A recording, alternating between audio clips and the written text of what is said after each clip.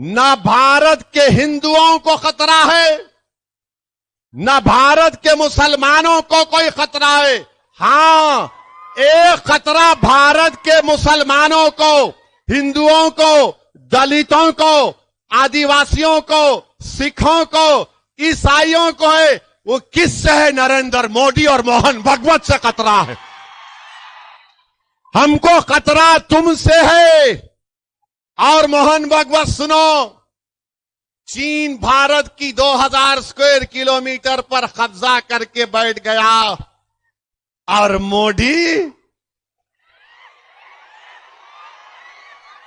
Modi America का सफर करते हैं। 2000 स्क्वायर किलोमीटर पर चीन कब्जा करके बैठा हुआ है डेमसाक में। मोहन भगवत, आप भी चीन से डरते हैं क्या? चीन से खतरा है, मगर मोहन भगवत नो, हिंदुओं को खतरा है। अबे चीन कब्जा करके बैठा है, उसकी बात नहीं करेंगे। चीन पूरे भारत के अतराफ के ममालिक में बैठा हुआ है, मोहन भगवत नहीं बोलेंगे।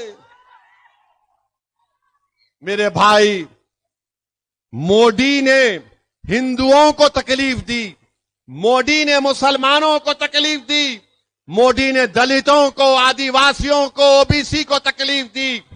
बताओ 10 साल में मोदी ने इन तमाम नौजवानों को कोई रोजगार दिया, नौकरी दी? लाखों नौजवान बेरोजगार, उनका मुकद्दर बन चुका है। मगर मोदी आके क्या बोलते हैं? झारखंड में जाकर बोलते हैं यहां पर पॉपुलेशन बदल रहा है। अरे मोदी, नौकरी दो, चीन को भगाओ, इकोनॉमी को रिवाइव करो, मगर कुछ नहीं। मोहन भगवत कह रहे हैं हिंदुओं को खतरा। मेरे अजीज दोस्तों और बुजुर्गों, ये एक मजाक मोहन भगवत भारत की 130 करोड़ जनता से कर रहे हैं। मेरे अजीज दोस्तों और बुजुर्गों, वक्फ का कानून बनाया गया, बिल लाया गया और कानून में जब मैं वक्फ चुरकुट कई बीजेपी आरएसएस के इनके सो कॉल्ड इंटेलेक्चुअल्स ये बोलते नहीं, वक्फ बोर्ड जहां पे बोला डिक्लेयर कर देता वक्फ की प्रॉपर्टी। अरे दीवानो, वक्फ बोर्ड किसी की प्रॉपर्टी को वक्फ डिक्लेयर नहीं कर सकता।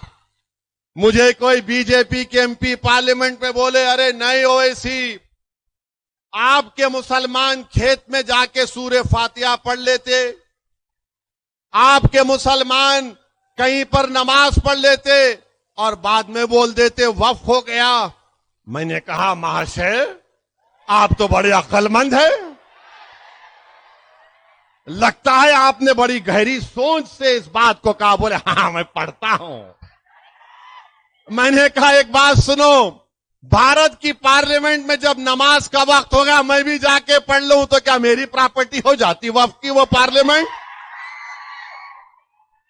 वक्फ वो हो सकता है जो प्रॉपर्टी मेरी है मैं वक्फ कर सकता हूं।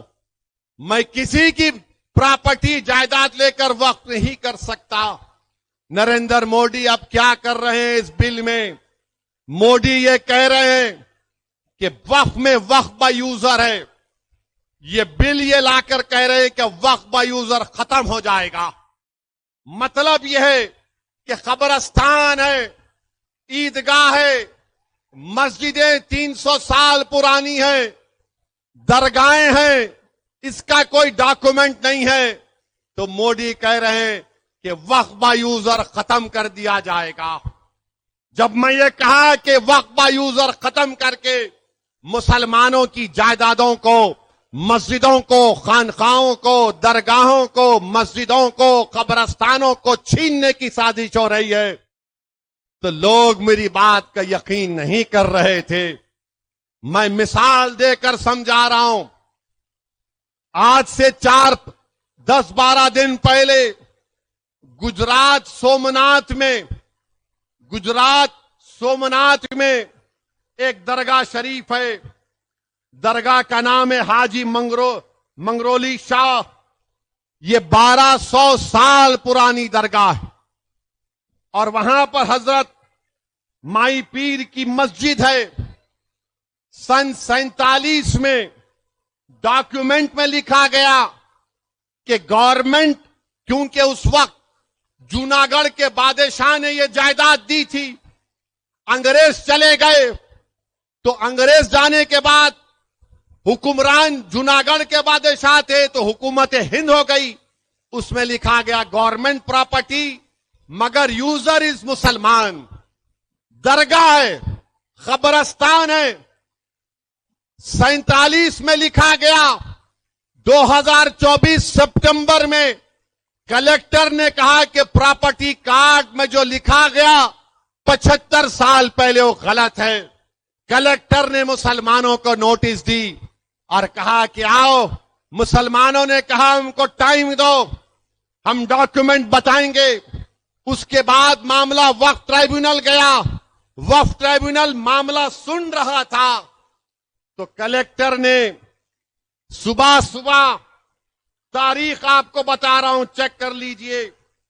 कलेक्टर, वहां के मुकामी कलेक्टर ने 28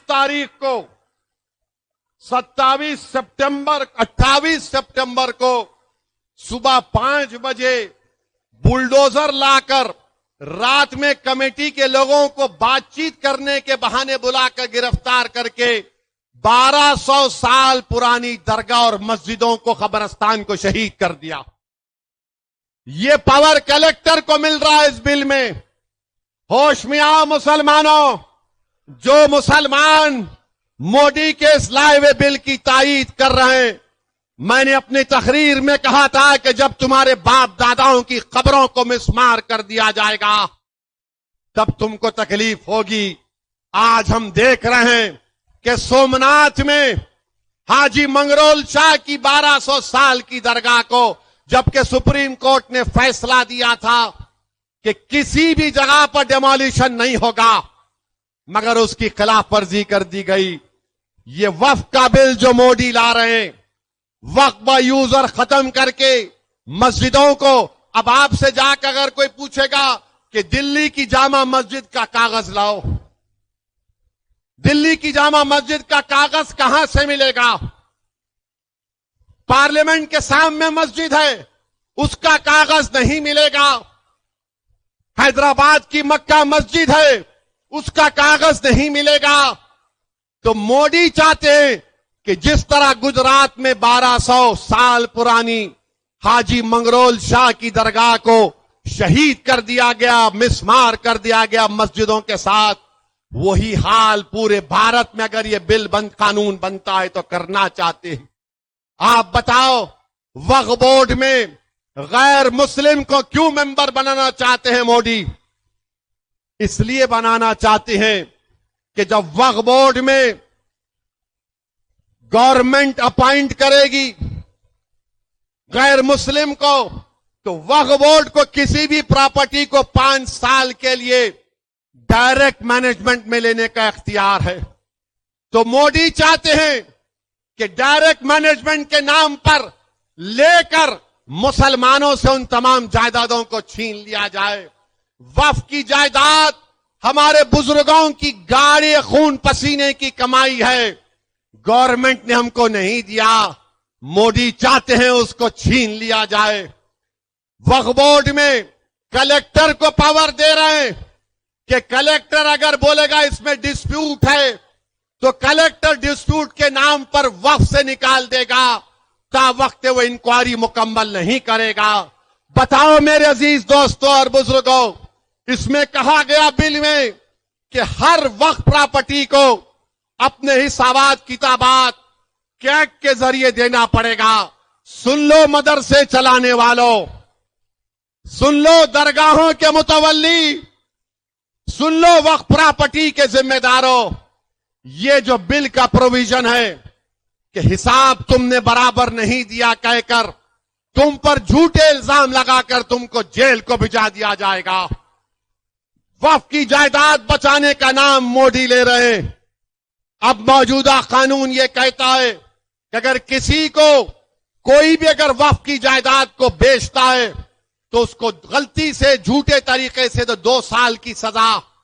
नरेंद्र मोदी बोल रहे no 2 years, only sweet 6 months। 2 साल नहीं 6 महीने अभी नॉन बेलेबल है। फर्स्ट मजिस्ट्रेट के सामने जाना चाहिए। मोदी कह रहे नथिंग डूइंग बेलेबल। तुम जायदाद बेचो, जायदाद फूंक दो, मैं हूं ना तुमको बेल देने वाला। मेरे भाई, एक एक चीज लिमिटेशन एक्ट। अच्छा, ये बीजेपी के लोग बोलते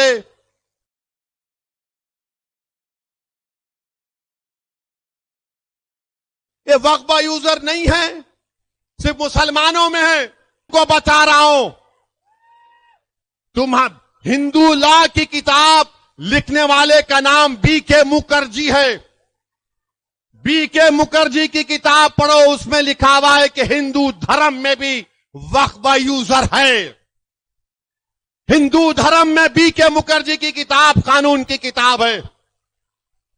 ओडिशा के हिंदू एंडोमेंट बोर्ड में बाय यूसेज लिखा हुआ है। आंध्रा के, तमिलनाडु के, तेलंगाना के हिंदू एंडोमेंट बोर्ड में लिखा हुआ है। और संघी लोग बोलते नहीं नहीं, खाली इस्लाम में है, मुसलमानों में है। अरे तेरे कान में फूल होगा, हमारे कान में फूल नहीं है। तेरे दिमाग पर पर्दा पड़ा होगा, हमारे दिमाग पर नहीं है। लिमिटेशन पीरियड है। कोई भी वक्फ की प्रॉपर्टी पर लिमिटेशन कानून अप्लाई नहीं होता। मोदी बोल रहे अप्लाई होगा। Hindu endowment board section 123 Telangana का पढ़ो। Limitation act will not apply on Telangana Hindu charitable endowment board.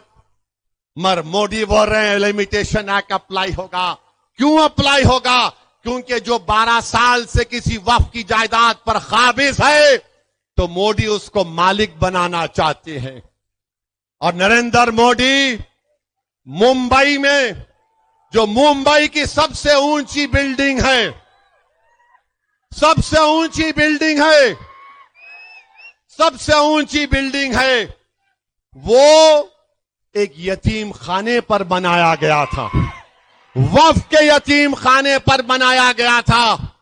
21 crore रुपए देकर उसने खरीद लिया। और आज लोग बोलते कि उसकी बिल्डिंग की कीमत करीब 2000 करोड़ के 1500 करोड़ की है। तो मोदी उसके बेटे की शादी में गए थे तो मोदी बोले मैं शादी में गया तो दूल्हे के बाप को तोहफा देना है, यह कानून लेकर आऊंगा। जायदादें छीनने के लिए नरेंद्र मोदी इस तरह का गलत कानून ला रहे हैं। नरेंद्र मोदी, आपको इस्लाम से इतनी नफरत क्यों है? आपको मस्जिदों से, खानकाहों से नफरत क्यों है? तभी तो आप इस तरह का गलत बिल पार्लियामेंट में लाए हैं। अरे वक्फ बोर्ड को ताकत दो, तो जो काबिज लोग हैं उनको निकालने का पावर दो, समरी एविक्शन पावर्स। जो हिंदू एंडोमेंट बोर्ड में, हिंदू एंडोमेंट बोर्ड के कमिश्नर के पास पावर है कि किसी भी प्रॉपर्टी को काबिज को निकाल कर फेंक सकते हैं। किराया बढ़ाने का पावर दो, मगर मोदी नहीं देना चाहती हैं। मेरे भाई, होशियार और चौकन्ना रहिए। All India Muslim personal law board अगर आपसे कहेगा, हमसे कहेगा कि इस बिल के खिलाफ हमको एहतजाज करना है, तो क्या आप पुरअमन एहतजाज के लिए तैयार हैं? आप एहतजाज के लिए तैयार हैं? हाथ उठाकर बताइए कि आप एहतजाज के लिए तैयार हैं। और नारा लगाइए मेरे साथ, ताकि मोदी को मालूम हो जाए कि तुम्हारे इस बिल को हम रिजेक्ट करते। नारे तकबीर, नारे तकबीर। मेरे अजीज दोस्तों और बुजुर्गों, एक और अहम बात जो मैं आपसे करना चाह रहा था, अभी खत्म नहीं हुआ। कहां जा रहे? बैठो अभी। नहीं, घर से फोन आया, कहते जल्दी आते नहीं आते तो अरे भाग रे। नहीं नहीं नहीं आया ना चीचा फोन, नहीं नहीं आया भी तो जाके थोड़ा सुन लो, दिल का मामला है। मैं एक और अहम बात आपके सामने करना चाह रहा था। जो कुछ फलस्तीन में हो रहा है, 1 साल कल हो जाएगा, 1 साल कल हो जाएगा।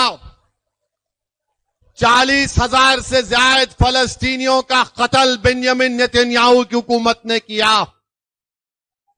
जिसमें से 10,000 बच्चे हैं मासूम, जिसमें से 12,000 के करीब खवातीन हैं, और इन 40,000 को छोड़कर 10,000 लोग बिल्डिंगों के नीचे अभी हैं, बिल्डिंग्स के नीचे हैं लोग। मेरे भाई, ये क्यों इनको मारा जा रहा है? इसलिए फलस्तीनियों को मारा जा रहा है, इसलिए कि वो मस्जिद अक्सा अल कुद्स शरीफ की, बैतुल मुकद्दस मस्जिद अक्सा के तहफ्फुज़ के लिए खड़े हुए हैं। वो कह रहे हैं कि अल कुद्स हमारा है, हम इसको आजाद करा कर रखेंगे। इसीलिए बेंजामिन नेतन्याहू की जालिम हुकूमत ने इन गरीबों को, मजलूमों को, इन बहादुरों को, 40,000 से ज्यादा को, जो मस्जिद अक्सा की बाजियाबी के लिए, बैतुल मुकद्दस की बाजियाबी के लिए 75 साल से लड़ रहे हैं, 1 साल में 40,000 से ज्यादा फलस्तीनी मुसलमानों का कत्लेआम इस शैतान बेंजामिन नेतन्याहू ने किया। मेरे भाई, जो कोई भी मस्जिद अक्सा के लिए उठ रहा है, उसको मारा जा रहा है, कत्ल कर दिया जा रहा है। याद रखो, ये मसला सिर्फ सुन्नी शिया का मसला नहीं है, ये मसला मुसलमानों का मसला है। ये मसला सिर्फ मुसलमानों का नहीं है, फलस्तीनियों का, ये इंसाफ का मसला है, ये इनकी खुद मुख्तारी का मसला